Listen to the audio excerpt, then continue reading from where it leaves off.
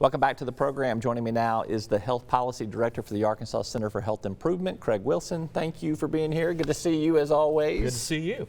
Glad to be here. I want you to explain for people who don't understand what the word disenrollment means. It doesn't come into the vocabulary on a regular basis, but it is a big undertaking happening in Arkansas's Medicaid program. Just kind of explain generally what is happening. Yeah, it's a massive undertaking, and it's not just Arkansas who is doing this. It's every state across the nation. As part of the congressional actions during the pandemic, at the beginning of the pandemic, they recognized that many people were going to be in need. They were going to be disrupted in their jobs. They were going to need coverage through public programs. And so Congress offered states some enhanced funding to be able to cover additional people through the Medicaid program. Now that we're coming to the end of that, beginning on April 1st, every state is facing this massive undertaking for disenrolling individuals who otherwise aren't eligible anymore. Clearly there was need at the beginning, but the requirement for states to take that additional funding was that they maintained continuous coverage throughout the pandemic. And the date ending for April 1, states can begin disenrolling individuals from the program who are no longer. Has started that process. Absolutely. What do we know about that population? Do we have an estimate of how many people are going to get disenrolled, and what are their options once they are disenrolled, if they have any? So there will be some people who are appropriately disenrolled. I mean, you think in 3 years you've got a lot of people aging out of the program. You've got a lot of people who have maybe obtained jobs and are increasing in their income. So people who moved out of state. So there will be some people who are appropriately disenrolled. There will, of course, be people who fall through the cracks as well. We know this is a very mobile population. They move around a lot. The qualified health plans that are covering the Medicaid expansion population have good documentation of how mobile this population is. So they'll fall through the cracks because they will not realize that they have been disenrolled and need to re-enroll in some other option. Despite contact from the Medicaid program and contractors who are working with them to do outreach and education. The state Medicaid program is estimated about 15 to 30% of about 400,000 who they've done redetermination on might be disenrolled. That estimate is pretty well in line with an Urban Institute study that estimates about 19% will be disenrolled. So you've got probably about 200,000 who will come off of the Medicaid rolls. Some of those will have options to enroll in job-based coverage. Some will have options to enroll with some enhanced subsidies through the health insurance marketplace.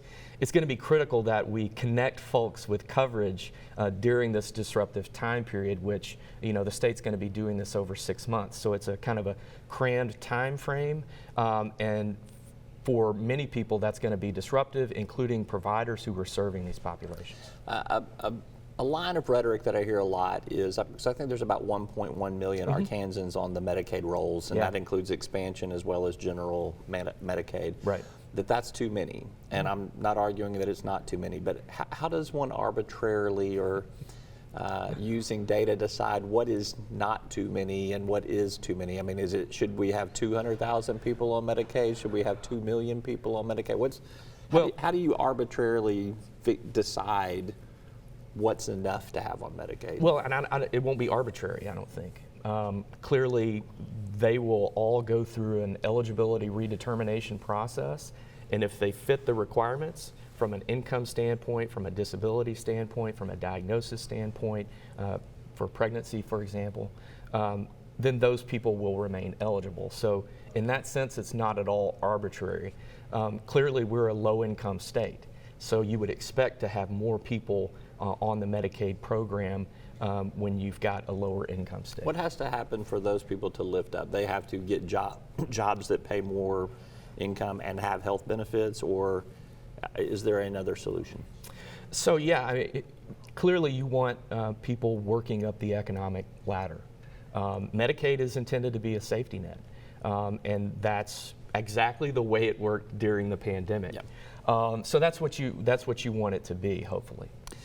There is talk about a potential Medicaid special session. Obviously, whatever the outcome of this disenrollment is going to be part of that.